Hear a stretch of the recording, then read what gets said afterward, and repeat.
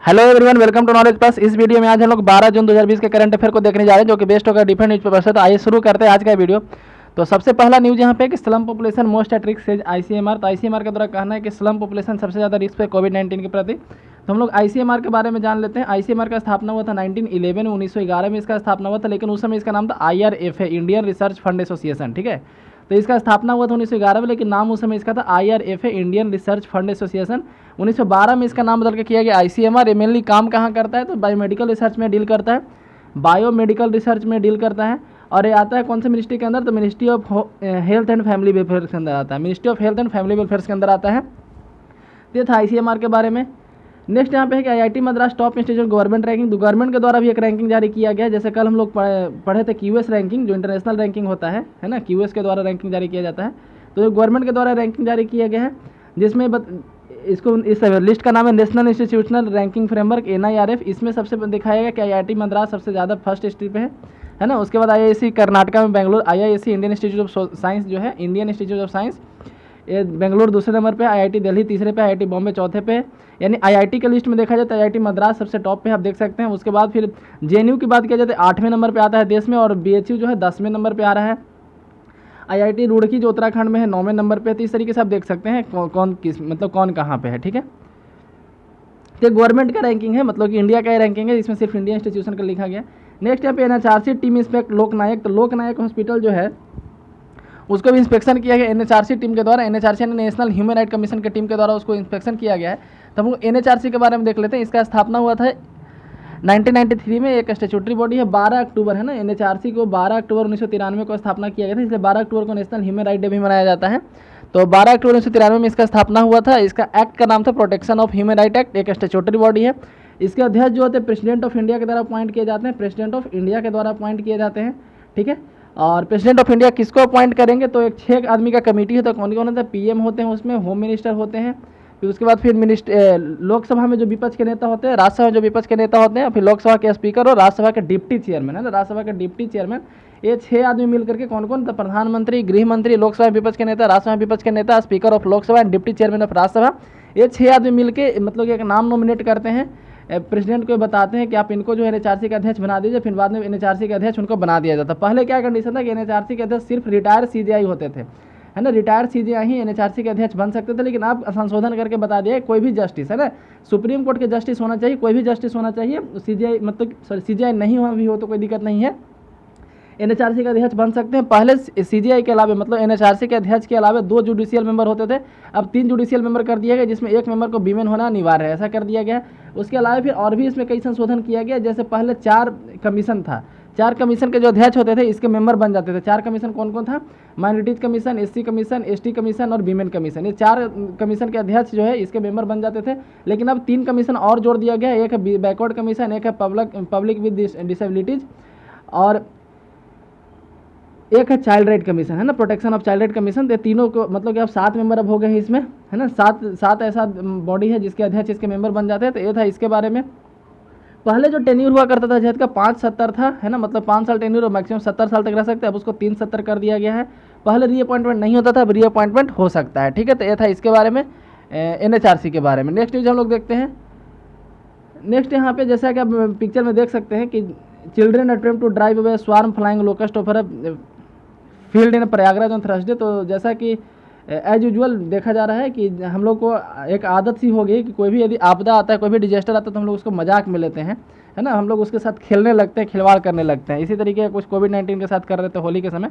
और अब ये जो इन्वेजन हुआ है, मतलब टिड्डी दल का जो हमला हुआ है यहाँ पे, लोकस्ट अटैक जो हुआ है, उसके साथ भी कुछ इसी तरीके से खेला जा रहा है।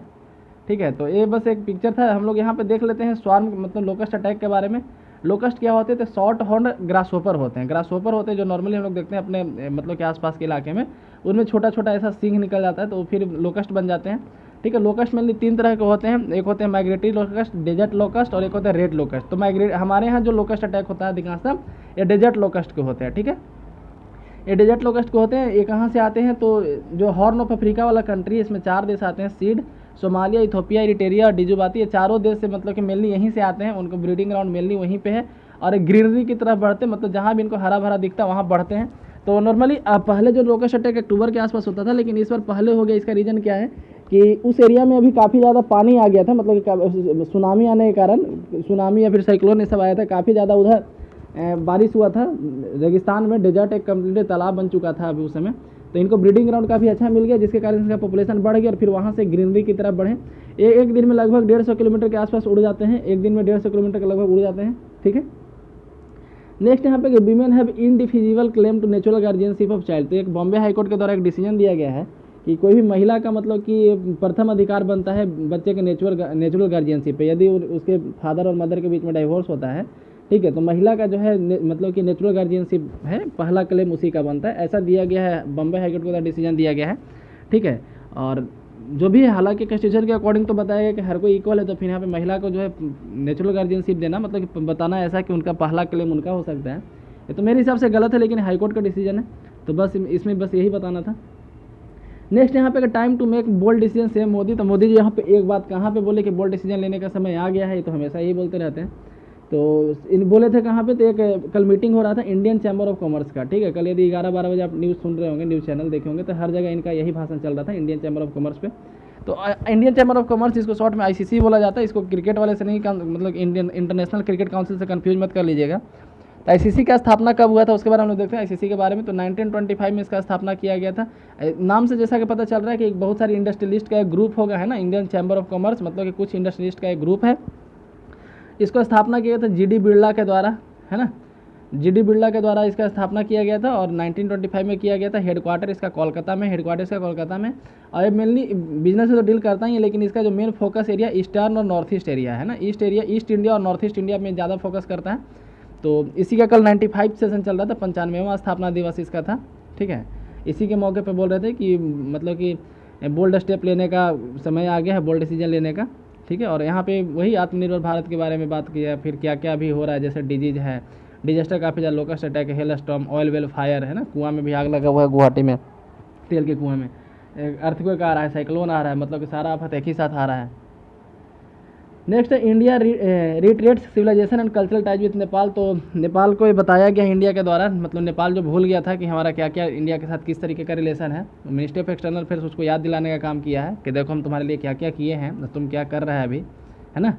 तो इसमें बताया गया, इसमें एक न्यूज़ यहाँ पे था कि 56 वहाँ के स्कूल को, वहाँ के 56 स्कूल को इंडिया का जो एम्बेसी है, मतलब इंडिया का एम्बेसी जो काठमांडू में है, वहाँ के 56 स्कूल को रिस्टोर करेगा, जो बंद पड़ गए हैं या फिर जिनके पास बिल्डिंग जर्जर हालत में है, मतलब वहाँ के 56 स्कूल का दोबारा चालू कराएगा, जो जैसा भी मतलब कि ज़रूरत पड़े उसके हिसाब से।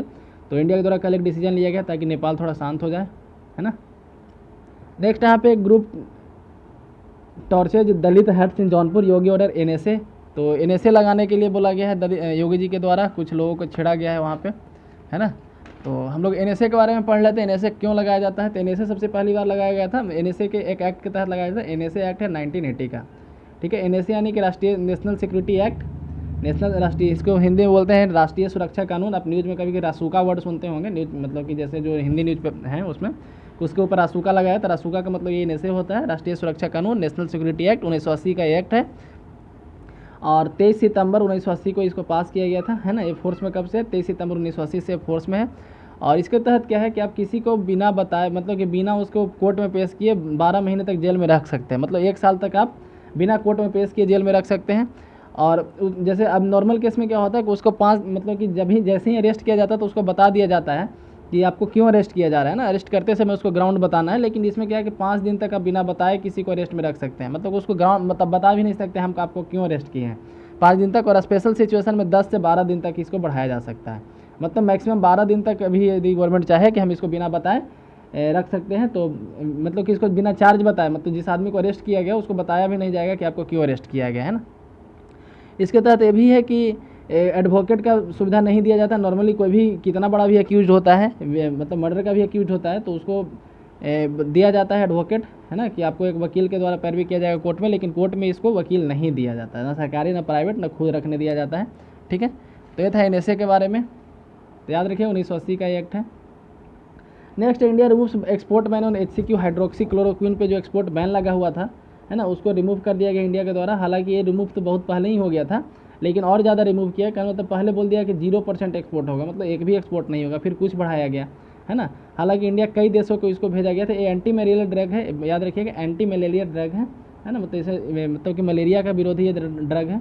और बताइए कि मात्र 20% अब जो है, मतलब 80% आप एक्सपोर्ट कर सकते हैं, 20% अभी भी रेस्ट्रिक्शन है कि आपका जो भी प्रोडक्शन है उसका 20% इंडिया में बेचना है, बाकी जो है 80% आप बाहर भेज सकते हैं। अब इतना मतलब कि बढ़ा दिया गया, ठीक है। नेक्स्ट यहाँ पे lion census method outdated expert, तो एक्सपर्ट का कहना है कि जो लायन सेंसस अभी किया गया है, जिसके तहत बोल दिया गया कि इंडिया में 674 बाघ हैं, पहले कितने थे, आई थिंक 523 था पिछले साल, 523 या 43 ऐसी कुछ था, कल ही हम लोग डिस्कस किए थे इसको, ठीक है। तो अभी बोल दिया कि इंडिया में 674 बाघ हैं। उसको काउंट कैसे किया गया, उसके लिए एक मेथड बताया गया था कि काउंट करने के लिए नॉर्मल मेथड नहीं यूज किया गया है, 5 साल पे इसका काउंटिंग होता है, 2015 है ना, 2015 में पिछली बार हुआ था। और पहली बार कब हुआ था आप बता सकते हैं कमेंट सेक्शन में, कल ही इसको काफ़ी डिटेल में हम डिस्कस किए थे, इसलिए यहाँ पे हम ज़्यादा डिस्कस नहीं कर रहे हैं, ठीक है। तो हम जो भी न्यूज़ है उसी पे रहेंगे अभी। कि जैसे नॉर्मली क्या होता था कि आदमी मतलब कि स्टाफ जो होते थे उस डिपार्टमेंट के, उसके काउंट करते थे, लेकिन सारे स्टाफ अभी कोविड-19 के कारण या तो छुट्टी पे हैं या फिर दूसरी जगह ड्यूटी में है, जो भी हैं। तो इसके कारण से लायन सेंसस को रोका जाने वाला था, लेकिन नहीं रोका गया। क्यों? क्योंकि देखा जा रहा था कि कुछ लोग बाढ़ में मर गए हैं, कुछ बाघ, कुछ virus, canine distemper virus, CD भी एक आया था, उसके कारण डेथ हो गया है ना, और भी एक कल वायरस का जिक्र था, उसके कारण डेथ हो गया है, ठीक है। तो सोचा गया कि काउंट कर लेना ही अच्छा होगा क्योंकि कितना डेथ हो गया है ना। तो इसके लिए काउंट किया गया। काउंट करने के लिए एक स्पेशल मेथड, मतलब कि एज यूजुअल जो मेथड यूज़ किया जाता था उसको नहीं यूज़ किया गया, एक अलग मेथड यूज़ किया जिसको बोलते हैं पूर्णिमा अवलोकन। पूर्णिमा अवलोकन यानी कि पूर्णिमा के दिन इसको काउंट किया गया, ठीक है। पूर्णिमा अवलोकन, पूनम अवलोकन, एक्चुअली इस मेथड का नाम है पूनम अवलोकन। पूनम का मतलब होता है पूर्णिमा और अवलोकन यानी कि निरीक्षण करना। कल हमको इसको काफ़ी डिस्कस में, मतलब कि काफ़ी डिटेल में डिस्कस किया था कि मेथड क्या होता है। तो ये पूर्णिमा अवलोकन जो होता है हर सप्ताह, मतलब हर महीने के पूर्णिमा को किया जाता है, ठीक है। गिर फॉरेस्ट में 13 डिवीज़न है, जिसमें 3 या 4 डिवीज़न में अल्टरनेट बेसिस पे 3 या 4 डिवीज़न हर एक पूर्णिमा को काउंट किया जाता है कि इस डिवीज़न में कितने अभी एशियाटिक लायन हैं। तो इसी मेथड को मतलब कि सारे डिवीज़न में कर लिया गया, ठीक है। जैसे जो 3-4 डिवीज़न में होता था, इसको सारे डिवीज़न में कर लिया गया और जो भी डाटा आया उसको बोल दिया है कि इतना बाघ हैं अभी, ठीक है। तो जो एक्सपर्ट है उनका कहना है कि ऐसा नहीं हो सकता, मतलब कि इस तरीके से काउंट नहीं कर सकते, काउंट करने का प्रॉपर तरीका नहीं है, ठीक है। ये था ऐसे, मतलब इसके बारे में एशियाटिक लायन का IUCN स्टेटस जो इंडेंजर्ड है, इतना याद रखिएगा, IUCN स्टेटस इसका इंडेंजर्ड है। बाकी इसके बारे में आप डिटेल जानना चाहते हैं तो कल का वीडियो जरूर देखें, उसमें काफ़ी डिटेल में डिस्कस किए हैं। नेक्स्ट यहाँ पे Trump target ICC with sanction over Afghanistan war crimes case. तो ट्रम्प ने कहा कि हम ICC के ऊपर सैंक्शन लगा देंगे, है ना, मतलब हर जगह ये सैंक्शन ही लगा देंगे। तो ICC के बारे में लोग पढ़ लेते हैं। ICC यहाँ जैसे अभी एक ICC लोग डिस्कस किए थे, इंडियन चैम्बर ऑफ कॉमर्स। यहाँ पे जो ICC हम लोग डिस्कस करने जा रहे हैं उसका नाम है international criminal court. International criminal court, जैसा कि नाम से पता चल रहा है क्रिमिनल कोर्ट, क्रिमिनल के मैटर में डील करता है, ठीक है। इसको ICJ से कंफ्यूज मत कीजिएगा। ICJ क्या है? International court of justice. ये UN का बॉडी है ना, ICJ UN का बॉडी है। और इसका मुख्यालय द हेग नीदरलैंड में। ICJ का मुख्यालय जो है, ICJ का मुख्यालय कहाँ है? द हेग नीदरलैंड में। और ICC का मुख्यालय भी द हेग नीदरलैंड में ही है। तो इसलिए बहुत लोग कंफ्यूज कर जाते हैं कि ICC और ICJ दोनों सेम होगा। दोनों का मुख्यालय नीदरलैंड के हेग में है और नाम क्या है? International court of justice. इसका नाम है इंटरनेशनल क्रिमिनल कोर्ट, ठीक है। तो international court of justice UN का बॉडी है, इसका UN से कोई लेना देना नहीं है। एक रोम स्टैट्यूट आया था, रोम स्टैट्यूट का मतलब होता है कानून। तो मतलब एक समझिए कि रोम में एक समझौता हुआ था 17 जुलाई 1998 को, 17 जुलाई 1998 को, 17 जुलाई 1998 को एक रोम स्टैट्यूट आया था। उसी के तहत ICC का स्थापना हुआ था, इंटरनेशनल क्रिमिनल कोर्ट का। और ये फोर्स में आया 1 जुलाई 2002 को, है ना, ये फोर्स में आया 1 जुलाई 2002 को। इसमें 123 देश हैं, इसमें मात्र 123 देश हैं। जैसे UN में आप देख सकते हैं 193 कंट्री हैं, ठीक है। इसका वर्किंग लैंग्वेज इंग्लिश और फ्रेंच है, वर्किंग लैंग्वेज इंग्लिश और फ्रेंच, जबकि इसका ऑफिशियल लैंग्वेज है Arabic, Chinese, English, French, Russian, Spanish. यानी 6 लैंग्वेज जो UN में चलता है वो ICC में भी चलता है लैंग्वेज। इसका वर्किंग लैंग्वेज 2 ही है, इंग्लिश और फ्रेंच। रोम स्टैट्यूट के तहत बना था, 1 जुलाई 2002 को फोर्स में आया था, ठीक है। ये था इस न्यूज़ से। आइए आगे बढ़ते हैं। First estimation exercise of Indian Gaur in Nilgiri recent year. तो हाल के वर्षों में, मतलब पहली बार जो है इंडियन गौर का नीलगिरी एरिया में पॉपुलेशन एस्टिमेशन लगाया जा रहा है। तो first population estimation exercise of Indian gaur carried out in Nilgiri forest division in recent year which was conducted in February. तो फरवरी में किया गया था। और इसका क्या पता, more than an estimated 2000 Indian Gaur inhabited the entire division. तो जितना एस्टिमेट पहले लगाया जाता था अंदाज लगा, उससे 2000 ज़्यादा मतलब कि ये जानवर यहाँ पे हैं, ठीक है, इंडियन गौर यहाँ पे। तो इंडियन गौर का पहली बार कोई सेंसस, मतलब कि एक तरह से एस्टिमेशन लगाया गया। अभी भी सेंसस नहीं बोल सकते इसको क्योंकि कन्फर्मेशन काउंटिंग नहीं हुआ है, बस एक अनुमान लगाया गया, एस्टिमेट किया गया कितने होंगे, ठीक है। ये था इंडियन, मतलब कि इस न्यूज़ से कि याद रखिएगा पहली बार हो रहा है, तो इसलिए न्यूज़ मतलब कि काफ़ी जब भी कोई चीज़ पहली बार इंडिया में होता है तो एग्जाम पॉइंट ऑफ व्यू से काफ़ी इंपॉर्टेंट हो जाता है।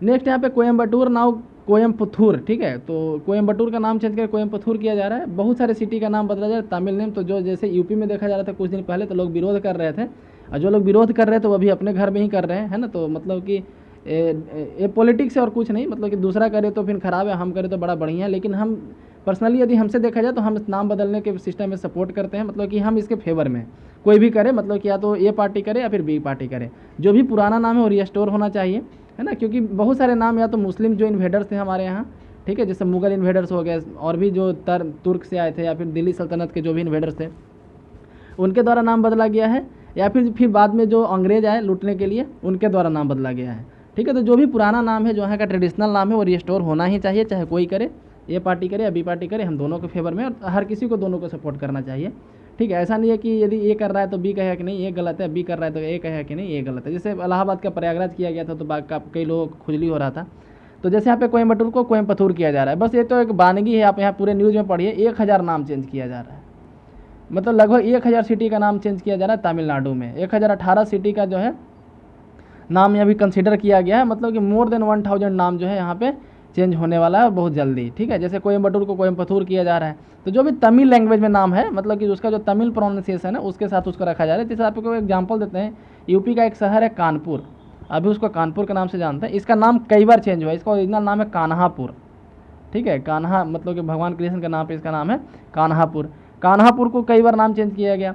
फिर अंग्रेज जब आए तो पहली बार उन लोगों को स्पेलिंग लिखने के लिए उसको इस तरीके से यूज करने लगे, KANPOOR कानपुर ऐसे लिखा जाता था। उसके बाद फिर अंग्रेज लोग जो है वहाँ पे सी से उसका नाम रखेंगे, CANPOORE, है ना, एक कौनपुर उन लोग बोलता था, ठीक है। तो कई दिन तक, आज़ादी तक लगभग यही नाम रहा कौनपुर, है ना। अभी भी वहाँ का स्टेशन कोड यदि आप देखेंगे तो CNBE है, आई थिंक यही है, मतलब कि वहाँ के जो स्टेशन कोड देखा जाए रेलवे स्टेशन का, कानपुर सेंट्रल जंक्शन का, तो CNB वहाँ का स्टेशन कोड है। तो ये कानपुर के कारण ही है ना, मतलब कि अंग्रेज के कारण ही है। बाद में फिर आज़ादी का नाम इसका फाइनल कर दिया कानपुर, ठीक है। तो हम तो कान्हापुर के ही सपोर्ट में है, कोई यदि आए कान्हापुर करे तो वेलकम है मेरी तरफ से, ठीक है। तो इस तरीके से नाम प्रोनाउंसिएशन में नाम डिस्कस करना, मतलब कि ऐसा नहीं कि पूरी तरह से चेंज करना ही, नाम सिर्फ चेंज करना है। जैसे यहाँ पे तमिलनाडु में जो भी किया जाएगा वो क्या किया जाएगा, स्पेलिंग चेंज किया जाएगा। जैसे यहाँ पे देख सकते हैं इंग्लिश स्पेलिंग बहुत सारा का चेंज किया जाएगा, जैसे मिलता जुलता नाम, जैसे कोयम्बटूर और कोयम्पथूर में कोई ज़्यादा चेंजिंग नहीं लग रहा है देखने में, ठीक है, लेकिन उसका स्पेलिंग में बस चेंजिंग किया गया है। तो इस तरह के लगभग 1000 नाम वहाँ के आदमी, मतलब कि वहाँ के जो ऑफिशियल हैं वो मतलब कि सॉर्ट आउट किए हैं, और हर जगह चेंज किया जाएगा, हाईवे पे, रेलवे स्टेशन पे। जैसे अभी इलाहाबाद रेलवे स्टेशन को इलाहाबाद रेलवे स्टेशन के नाम से जाना जाता है, प्रयागराज अभी प्रोसेस में है, मतलब वहाँ के स्टेशन का नाम, ठीक है। तो वही चीज़ यहाँ पे भी किया जाएगा, ठीक है। तो इन फ्यूचर कई सारे नाम आपको फेमस मिलेंगे, इस तरीके का चेंज याद करना पड़ेगा एग्जाम के लिए। नेक्स्ट है IIT मद्रास। तो जो हम लोग रैंकिंग वहाँ पे पढ़े थे उसी को यहाँ और डिटेल में दिखाया गया इंडियन एक्सप्रेस में। तो यही 2 पेपर पढ़ने में यही फ़ायदा हो जाता है। जैसे वहाँ पे बस बताया गया कि टोटल ओवरऑल रैंकिंग दिखाया गया, अब यहाँ पे अलग अलग बांट करके दिखाया गया। जैसे ओवरऑल देखा जाए जो रैंकिंग वहाँ भी हम लोग देखे थे, तो सबसे आगे इसमें IIT मद्रास था, IIC Bangalore, IIT Delhi, IIT Bombay, IIT Kharagpur top 5। यदि सिर्फ यूनिवर्सिटी में देखा जाए तो IISc जो साइंस वाला है बेंगलुरु का, वो टॉप पे आएगा। उसके बाद JNU सेकंड पे आएगा। तो सिर्फ यूनिवर्सिटी की बात करें तो JNU सेकंड में आएगा। ओवरऑल देखा जाए तो 8वें नंबर आ जाएगा, 8वें नंबर पे। BHU तीसरे नंबर पे आएगा। अमृता विश्व विद्यापीठम जो है 4th नंबर पे आएगा। जाधवपुर यूनिवर्सिटी 5वें नंबर पे आएगा। कॉलेज की बात किया जाए तो मिरांडा हाउस कॉलेज जो है वो टॉप नंबर पे है। लेडी श्री राम कॉलेज दिल्ली का है सेकंड पे। हिंदू कॉलेज 3rd पे है। आई थिंक 5 कॉलेज दिल्ली में है। नेक्स्ट मेडिकल में देखा जाए तो एम्स तो मतलब कि नो डाउट फर्स्ट पे ही होना चाहिए, ठीक है। तो इस तरीके से देख सकते हैं। क्रिश्चियन मेडिकल कॉलेज 3rd पे। तो मेडिकल फील्ड का अलग बांट दिया गया। इंजीनियरिंग फील्ड में देखा जाए IIT मद्रास सबसे टॉप पे है। तो ओवरऑल में भी IIT मद्रास टॉप पे ही था।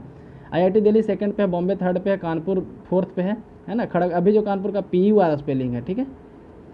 कुछ दिन पहले तक मतलब कि अंग्रेज के आने के पहले इस तरीके से लिखा जाता था। जब अंग्रेज पहली बार इंडिया में आए थे उसमें KANPOOR है ना। कानपुर का नाम बदलने का लंबा चौड़ा इतिहास रहा है। हमको लगता है कान्हापुर से अभी तक होने में 16-17 नाम इसका बस स्पेलिंग चेंज करके कर दिया गया है, ठीक है। कभी POORE, POOR, PUR इस तरीके से। कभी के साथ छेड़छाड़, यहाँ KAAN, कभी KAN, इस तरीके से नाम का स्पेलिंग कई बार चेंज हुआ है। मैनेजमेंट में देखा जाए तो IIM जो इंडियन इंस्टीट्यूट अहमदाबाद में है सबसे टॉप पे है। बेंगलुरु वाला 3rd पे है, ठीक है। लॉ में देखा जाए तो national law school of India university Bangalore ये टॉप पे है। National university new Delhi second पे है। NALSA university of law 3rd पे है। नेशनल यूनिवर्सिटी जोधपुर 5वें नंबर पे है। IIT खड़गपुर देखिए, IIT खड़गपुर लॉ भी पढ़ाता है वहाँ, ठीक है। तो वहाँ एक बात हमको यहाँ भी एक नया बात नहीं, IIT खड़गपुर में लॉ का भी पढ़ाई होता है और दुनिया इंडिया में चौथे नंबर पे है ना। ये था इस न्यूज़ से। नेक्स्ट हम लोग देखते हैं, ठीक है। तो इसी के साथ आज का न्यूज़ डिस्कशन यहाँ पे समाप्त होता है। यदि वीडियो पसंद है तो लाइक करें, चैनल को सब्सक्राइब करें। धन्यवाद।